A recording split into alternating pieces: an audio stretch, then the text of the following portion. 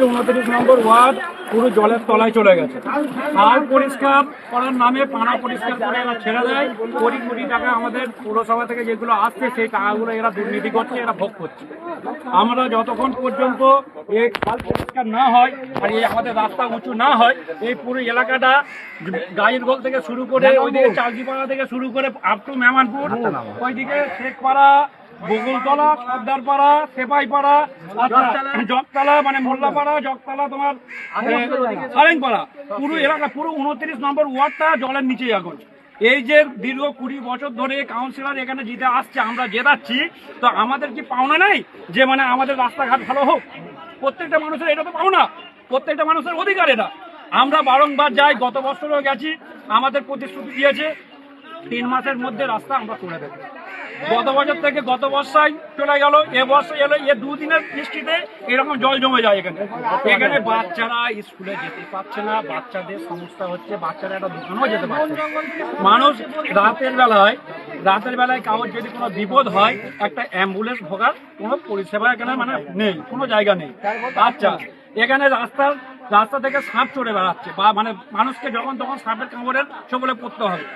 এই যে বিভিন্ন রকম দুর্নীতি বাবুল সরকার আমাদের করে রেখেছে, আমাদের কাছে দাবি হলো এই, হয় আমাদের কাজ করুক, না হয় ও নিজের পদ থেকে পদত্যাগ করুক। আমাদের প্রত্যেকের একটাই দাবি, হয় কাজ করুক, না হয় পদত্যাগ করুক। বাবুল সরকারের সঙ্গে আমাদের ব্যক্তিগত কোনো শত্রুতা নেই, ও আমাদের কোনো দুশ্মনী নেই। যদি দুশ্মনী থাকতো ওকে আমরা জিতাতাম না। কিন্তু আমাদের ভোটে জিতে আমাদের যদি ও আমাদের না হয়, তো আমরা কেন ওর হব? রাজ্য জুড়ে টিএমসি পার্টি যেরকম মানে পুরো রাজ্য জুড়ে লুট করেছে, সেই রকম বাবুল সর্দার এখানে প্রত্যেকটা এলাকায় কারোর একটা বাড়ি হবে, তার জন্য 10,000 20,000 টাকা।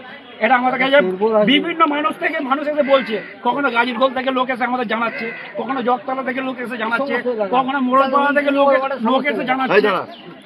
তো আমরা কি করে না, কেউ যদি এক কামরা ঘর করতে চাই, একটা গরিব মানুষ এক কামরা ঘর করে থাকবে, ছাদওয়ালা ঘর, তার জন্য 10,000 20,000 দিতে হবে। কেউ যদি মাটি ফেলে তার জন্য 50,000 দিতে হবে। কেউ যদি মানে জায়গা বিক্রি করে দালালি খাবে 1 লাখ টাকা দিতে হবে। এখানে একজন পৌরসভার ঘর পেয়েছিল, নজরুল চায়ের দোকান, নজরুল ইসলাম নাম। সে পৌরসভার ঘর গাজীরগোলে পেয়েছিল মাদ্রাসা গলিতে। সে যখন জায়গাটা বিক্রি করে, ঘরটা ওখানে সবসময় ডুবে যায় বলে ওখানে থাকতে পারছিল না, তাই জন্য সে ঘর বিক্রি করেছে।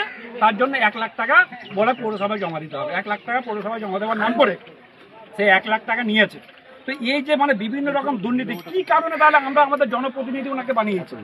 যদি উনি আমাদের কাজ না করে, তাহলে আমাদের জনপ্রতিনিধি আমরা নিজেরা ফের ঠিক করবো। উনি পদত্যাগ করে দিক, আমরা আমাদের জনপ্রতিনিধি